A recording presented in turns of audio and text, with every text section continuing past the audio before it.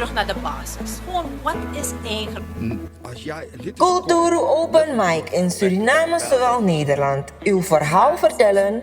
Bel of app naar 880-2940 of 06-4952-8228. Tot dan! Yes, welkom kijkers bij een nieuwe aflevering van Culturu TV. En we zijn in het Lalaroek-gebouw, waar de politieke partij DA91 een publieke discussie heeft georganiseerd. Deze discussie heeft als thema de consequenties en mogelijkheden na onverbindend verklaren van delen van de kiesregeling. Middels het presenteren van een korte statement zullen de inleiders Eugène van der Saan, August Boldewijn en Lothar Boksijn hun visie op het thema delen na de statement. Wij gaan u nu brengen naar het moment van deze publieke discussie die gehouden is. Ik ben Romeo Stiensen en als waarnemend coördinator van het wetenschappelijk bureau heet ik u namens onze coördinator Dr. Jim Bean van harte welkom op deze eerste publieke discussie na de historische uitspraak van het Constitutioneel Hof op 5 augustus 2022. Ons thema vanavond is de consequenties en mogelijkheden na onverbindend verklaren van delen van de kiesregeling. Op 5 augustus jongsleden heeft het Constitutioneel Hof de rechtspraken betrekking hebbende op de kiesregeling zoals voorgelegd aan haar door minister Asset getoetst aan de grondwet en bindende verdragsrechtelijke bepalingen. Het oordeel van het Constitutioneel Hof luidde dat artikel 9 en artikel 24 van de kiesregeling in strijd zijn met de bepalingen van de grondwet alsmede met verdragsrechtelijke bepalingen. Het resultaat van dit oordeel is dat bovengenoemde artikelen onverbindend zijn verklaard. De consequenties hiervan hebben vergaande en ingrijpende gevolgen voor de samenleving en met name voor de democratie. In het bijzonder het houden en participeren aan de verkiezingen. DA91 heeft sinds haar oprichting in 1991 steeds gepleit voor verandering van het kiesstelsel, ten einde het rechtvaardig en in lijn met de ambities van de samenleving te maken. Verschillende onderhoudsmomenten met de leiding van de DNA is hier dieper op ingegaan. Met het oordeel van het Constitutioneel Hof is aanpassing van het kiesstelsel onvermijdelijk geworden. Mede vanwege het feit dat de resultaten van verkiezingen en het daaruit voortvloeiend beleid van invloed zijn op het leven van elke burger van ons land, is het van essentieel belang dat de totale samenleving meedoet aan de discussie. In de eerste plaats moet elke burger begrijpen wat de consequenties zijn, evenals de vele mogelijkheden om een goed oordeel te kunnen vellen. Hoewel dit initiatief van de politieke partij DA91 in een behoefte voorziet en prijzenswaardig mag worden genoemd, moeten wij in gedachten meenemen dat niet zo lang terug, 3 tot 4 jaren, een evaluatie van ons Surinaamse kiesstelsel heeft plaatsgevonden.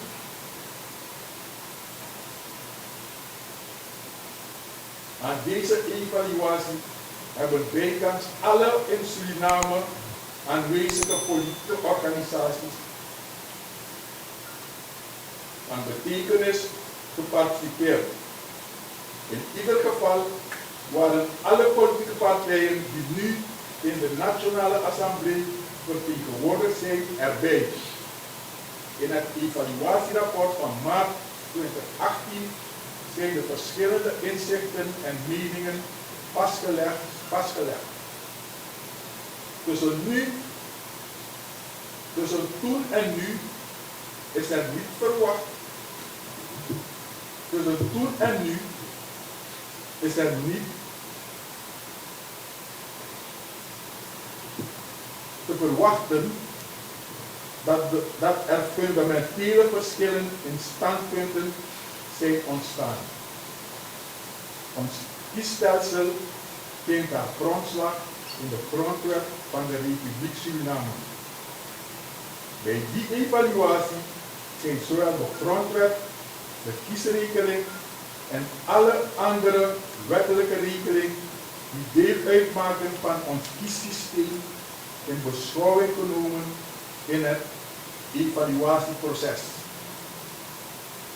Toen al was de leidende gedachte bij de regeringscoalitie en delen van de oppositie, onder andere de VAP, dat nog in die kabinetsperiode een gewijzigde kiesstelsel zou moeten worden ingevoerd.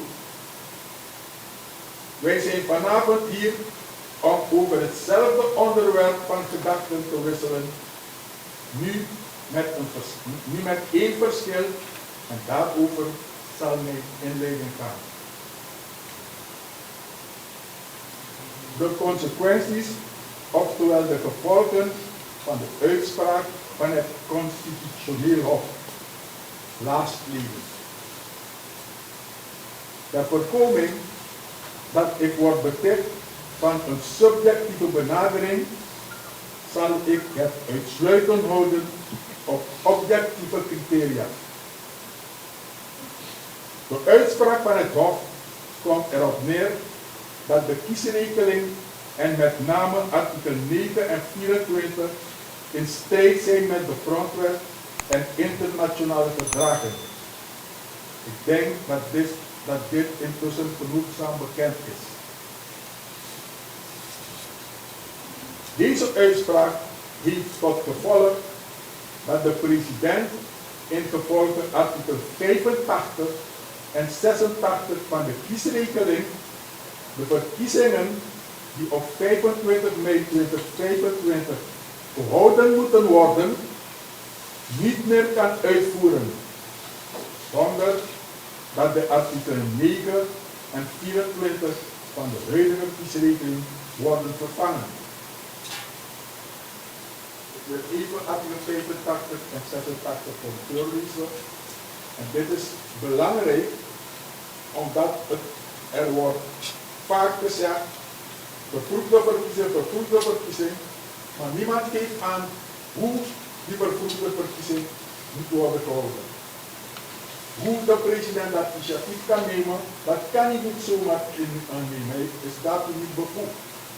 Artikel 85 van de kiesregeling zegt, de dag der kandidaatstelling voor de periodieke verkiezing van de leden van de volksvertegenwoordigende kamer wordt bij staatsbesluit bepaald.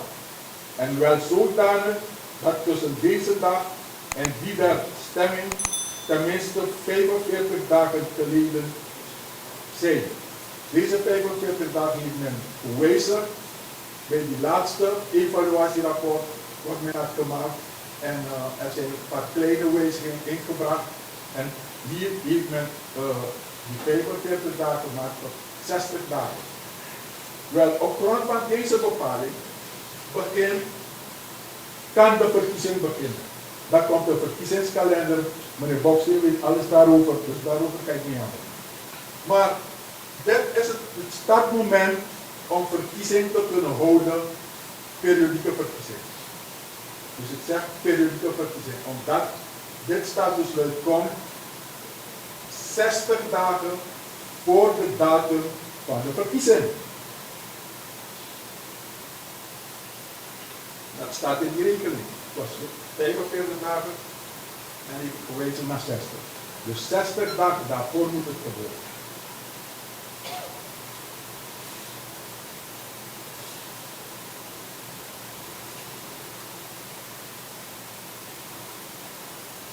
Dus we hebben al aangegeven, zonder de wijziging, aanpassing van de kiesregeling, artikel 9 en artikel 24, kan de verkiezing voor 25 mei 2025 niet worden gehouden. Deze wijziging van de kiesregeling moet in de Nationale Assemblée met 2/3 meerderheid worden goedgekeurd. Tot dusver is het duidelijk, neem ik aan. We praten nog steeds over de consequenties van de uitspraak. Zoals u weet kunnen binnen een democratische rechtsstaat conflicten slechts op 2 manieren worden opgelost. Althans, dat denk ik. 1. Middels consensus, dus overeenstemming.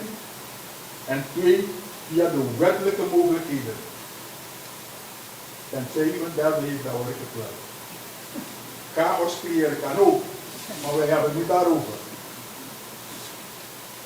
Het Hof is ook een hoger college van staat die haar bevoegdheid als onafhankelijk orgaan ontleent aan artikel 144 van de Grondwet. Dat wil zeggen, als het Hof een uitspraak heeft gedaan over een staatsrechtelijk vraagstuk of onderwerp, dan heeft dat rechtsgevolgen krachtens artikel 144 van de Grondwet. In deze huidige kwestie van toetsing van de kiesregeling, met name de artikelen 9 en 24, is het rechtsgevolg dat deze artikelen hun rechtskracht hebben verloren, zijn onverbindend verklaard.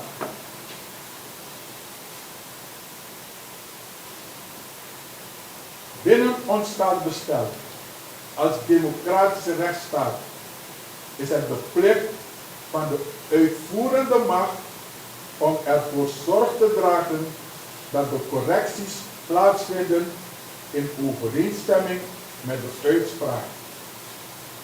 Dit betekent dat in gevolge artikel 99 van de Grondwet de president belast is met de uitvoerende macht. Met andere woorden, het initiatief zal van de president moeten komen en niet van de Nationale Assemblée. Een misvatting is te denken dat omdat het een wet betreft, de Nationale Assemblée in charge is.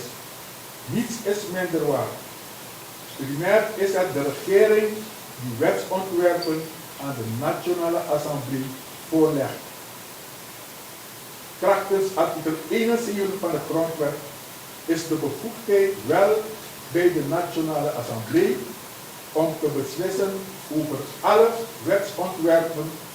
Zij kunnen ook wel initiatiefvoorstellen doen aan de regering. Dus krachtens artikel 71 van de Grondwet is de bevoegdheid wel bij de DNA om te beslissen over alle wetsontwerpen. Zij kunnen ook wel initiatiefvoorstellen doen aan de regering, met andere woorden als grootste fracties in de DNA. Zij kunnen ook wel initiatiefvoorstellen doen aan de regering. Met andere woorden, als de grootste fracties in de DNA overeenstemming bereiken in opdracht van hun politieke partij, dus we praten over de VAP en de NDP, dan kan zo een wetsvoorstel van de regering met 2/3 meerderheid worden goedgekeurd. Wat het wetsvoorstel zal zijn, dat ga ik niet bepalen, dat ga ik niet behandelen, omdat ik niet daarover ga. De Bosteen zal althans een aantal ideeën geven waaruit zo'n voorstel zou kunnen rollen. Maar dat is een andere zaak. Ik geef aan de consequenties van de beslissing van het Hof. Dus ik herhaal. Als de grootste fracties in de DNA overeenstemming bereiken in opdracht van een politieke partij, dus we praten over de VAP en de NDP, dan kan zo een wetsvoorstel van de regering met 2/3 meerderheid worden goedgekeurd. Dan is gevolg gegeven aan de uitspraak van het Hof. Kunt. Maar gesteld waarop we kunnen rekenen dat geen consensus kan worden bereikt, dan heeft de regering met name het coalitiedeel met de grootste fractie, de VAP met 20 zetels, daar ga ik vanuit dat de NPS ook voorstander zal zijn van een brede wijziging, dus niet alleen de kiesregeling, maar de grondwet en een aantal fundamentele bepalingen van de grondwet, zoals men tijdens de evaluatie heeft meegenomen in het evaluatierapport. Alleen toen het moest worden ingevuld in de Nationale Assemblée, toen heeft de regering met een verkorte voorstel gekomen, waardoor de VAP toen niet meer heeft meegedaan. En er zijn een aantal kleine, ik zeg kleine, want ik kan het beoordelen, er zijn een aantal kleine wijzigingen ingebracht toen in de kiesregeling. Men is niet in de grondwet gegaan, omdat om in de grondwet te gaan had men 2/3 meerderheid nodig. En als u de inzichten en meningen leest in het rapport, dan ziet u dat de VAP een aantal voorstellen had gedaan waarbij grondwetswijziging nodig zou zijn. En daarom was die 2/3 meerderheid noodzakelijk. Toen men in de Assemblée kwam en VAP zag dat het wetvoorstel beperkt was tot de kiesregeling, toen heeft men niet meer meegedaan. En het is de fractie van de coalitie toen, die geen 2/3 meerderheid had in de Assemblée, die hebben dus het wetvoorstel goedgekeurd. Vandaar dat er geen noemenswaardige wijzigingen waren opgenomen. De belangrijkste 2 dingen waren dus de 1% regeling en het niet mogelijk in combinatie aan de verkiezing deelnemen door politieke partijen. Dat waren de 2 belangrijkste dingen. Een ander belangrijk ding was niet belangrijk, was de wijziging van de leeftijd van de voorzitter van het Anamachtingsbureau. Dat was wel in strijd met de grondwet. Omdat je daarvoor een 2/3 meerderheid moet hebben. Maar oké, dat kan we later te worden.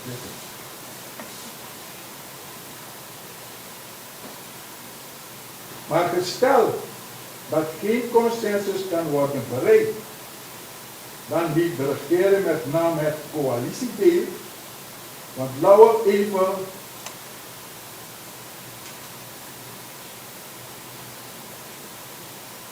hypothetisch stellen, we kennen de verhouding in de Assemblée, al de politieke partijen in de Nationale Assemblée hebben 2 tot 3 jaar terug meegedaan aan de wens om de kiesregeling te wijzigen. De meningen, de inzichten zijn allemaal in het rapport te lezen. De A91 was ook erbij. Allemaal. En er is iets eruit geformuleerd en men was niet tevreden. Men is weer niet tevreden. Dat moet zo zijn. En gelukkig dat het constitutioneel hof door het initiatief van de advocaat Selena een uitspraak nu heeft gedaan.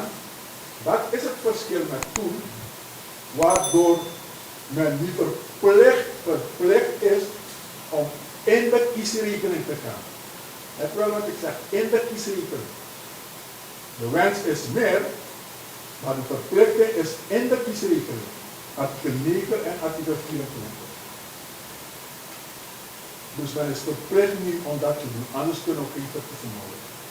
De wens en het streven is meer eruit te halen, omdat wij eenmaal nu verplicht zijn om actie te ondernemen, dat we dat niet eens en voor altijd goed doen. En de mogelijkheid is er. Technisch is de mogelijkheid wel aanwezig, hoewel wij in politicis weten dat er opportunistische standpunten zullen worden ingenomen, wat zal leiden dat men geen consensus op gemakkelijke basis zal bereiken. In ieder geval niet op een brede basis dat in grote getallen de samenleving tevreden zal zijn. Maar dat kan alleen als we daadwerkelijk de grondwet op fundamentele punten gaan wijzigen. En daarvoor heb je 2/3 meerderheid. Dus gesteld dat wat ik zeg, de VAP en de NDP niet tot een consensus kunnen komen op de kiesregeling met al haar aanhangsels. Dat bedoel ik grondwet, want we praten over kiesregeling.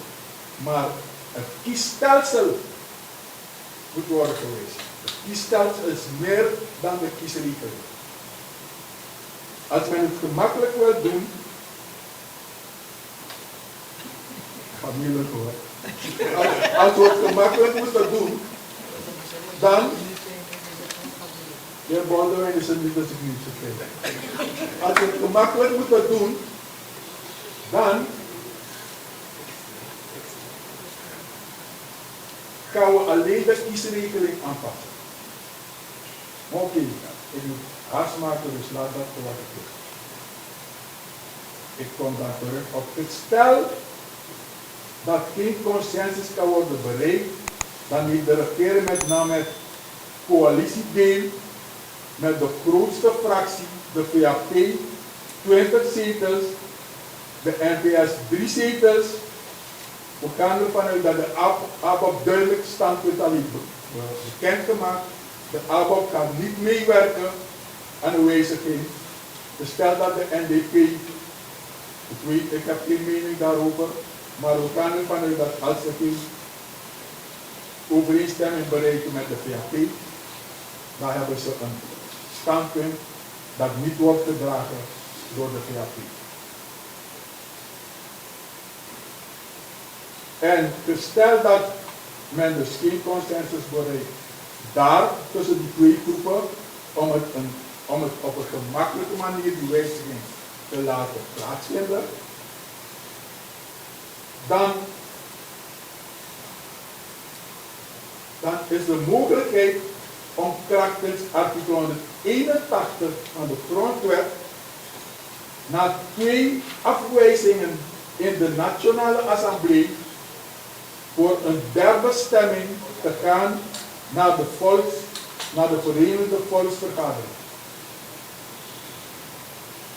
Dus die mogelijkheid heeft de VAP wel als grootste regeringsfractie met de NPS.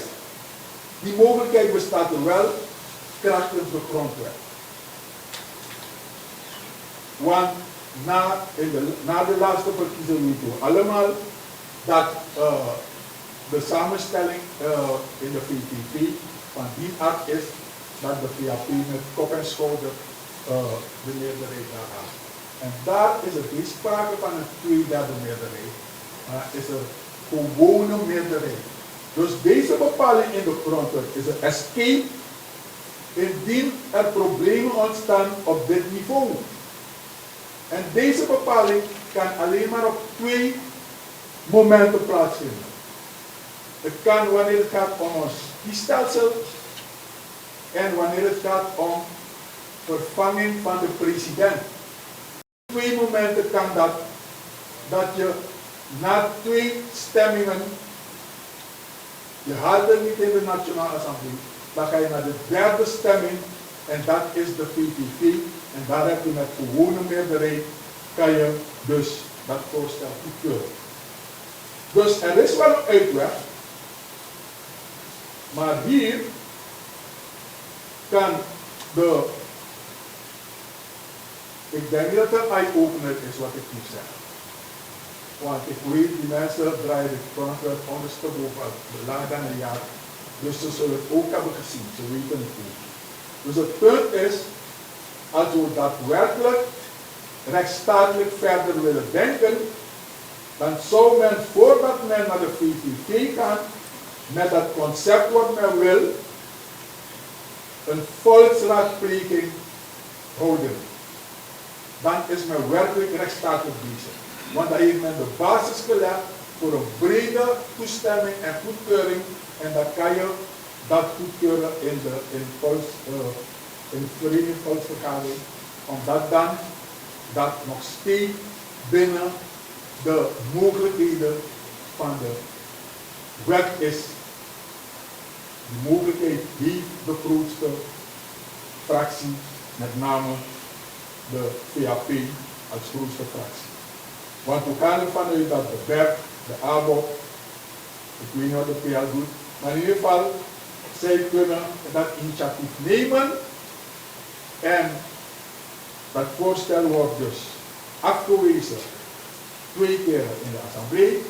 En op grond daarvan kunnen ze op grond van artikel 81 verder naar de VVP. Alleen als voorwaarde, als je rechtsstatelijk wil denken, dat je het volksraadpleging houdt. Omdat je verder rechtsstatelijk moet denken en handelen, kunnen wij belanden in de volgende situatie. Dus buiten dit geval. Als men die route niet gaat, dan kunnen we belanden in een andere route. Het Constitutioneel Hof beantwoordt een rechtsvraag in een openbare vergadering. De rechter spreekt een vonnis uit in een openbare zitting. De omstandigheden kunnen maken dat er geen overeenstemming kan worden bereikt om een voorstel in DNA te behandelen om artikel 9 en 24 aan te passen. Dat kan, het is niet ondenkbaar. Als geen overeenstemming kan worden bereikt, na al die discussies en bla bla bla, want buiten parlementarisch het belang is dat de assemblee, de fracties binnen de assemblee, die zullen de beslissing moeten nemen. Dus wanneer er geen overeenstemming kan worden bereikt, met betrekking tot wat het Constitutioneel Hof heeft uitgesproken,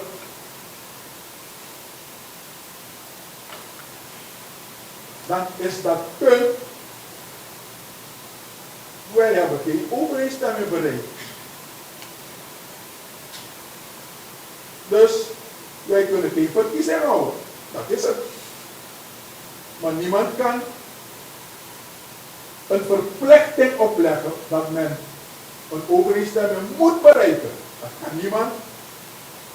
Dus dan hebben we een probleem. Maar het probleem verder rechtsstatelijk wordt als volgt opgelost. In dat geval is er geen sprake meer van uitvoering geven aan de rechtspraak van het Hof, maar een verschil van mening tussen partijen dat dient te worden opgelost. Want dat conflict moet nou worden opgelost. Het heeft niks te maken met die uitspraak van het Hof. Dat conflict, verschil van inzicht of mening tussen partijen moet worden opgelost. En dan, in dat geval, kan de uitvoerende macht, dus de president, dat conflict voorleggen aan de rechterlijke macht. Krachtens de wet, algemene bepalingen, ik dacht artikel 13, is de rechter dan verplicht om de kwestie in behandeling te nemen en tot een oordeel te komen. Die wet kan ook in beeld komen. Ten slotte,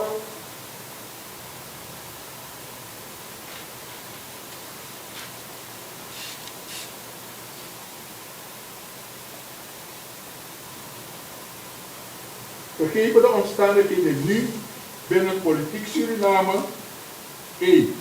Onstabiele coalitie, meerderheid kan uit elkaar vallen. 2. Regering schept geen vertrouwen, instabiel. 3. Roep om vervroegde verkiezing is niet zonder meer mogelijk. Gelet op deze feiten is het dringend gewenst om in landsbelang, hoewel dat woord een beetje om in landsbelang zo spoedig mogelijk te werken aan een herziening, niet alleen van de kiesregeling, maar vooral van de grondwet op fundamentele punten. En tenslotte, één van de fundamentele punten is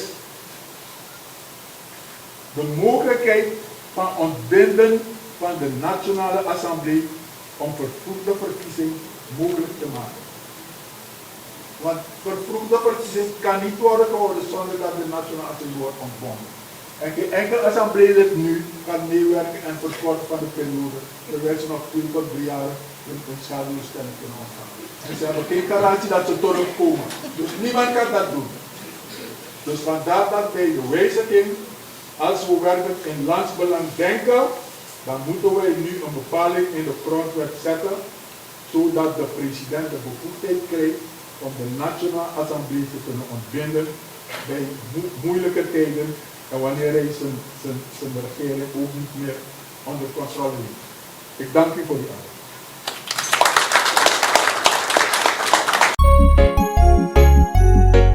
Suriname altijd dichtbij, je sap vatten. In Meati, Srana.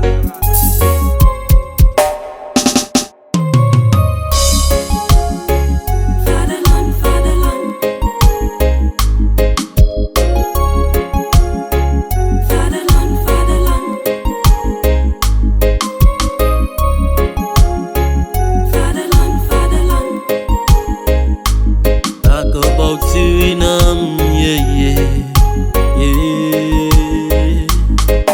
Soms zie, soms daar, maar je blijft Suriname.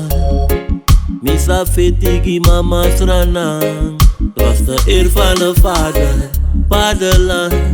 Suriname is mijn vaderland, yeah.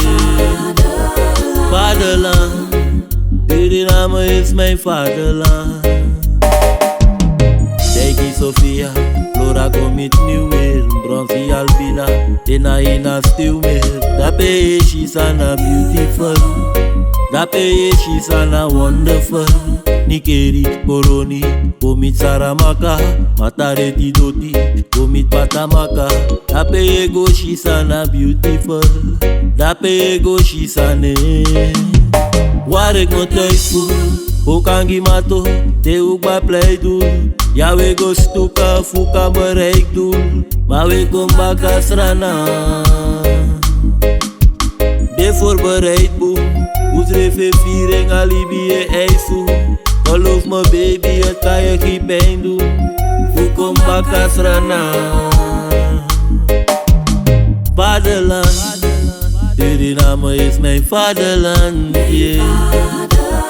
Vaderland, Suriname is mijn vaderland. Suriname is een heilig land, maar we doen wat toe onheilig staan. Zo pijnig man, maar de man is veilig staan. Zo'n rijke land, ik wil genieten van mijn eigen land. Maar het ligt niet in mijn eigen hand, en ik kan ook niet zwijgen man, yeah. Hou me bij de hand, hoe fit die baka. Ze wana trase, wan koe si baka. Hoe begi papa, hoe je si mama. Wata wanshi ya faya let die baka. Srana mushai, was kwet die baka. Begi god of knapa u fesi en baka. En wie si fara, maya baswaki. Taora lobi in yuati. O je vaderland, Suriname is je vaderland, yeah. Vaderland, Suriname is je vaderland. Me begin te goed mi de mi wan prani tranan. Kanda no mi eli bilanga mi tangin tranan. Dat me bige spar no komita date mi greedy. Who want chin san voor de chief me kanyang. En de wan sada Europa o me yari etang. Ma fir de srefi le kwan jaja trana man. Uno hor not lo, tambri binu srefi. Una de westrana man. Vaderland, Suriname is je vaderland, yeah. Vaderland, Suriname is je vaderland. Suriname altijd dichtbij, je sap vatten. In Meati, Srana.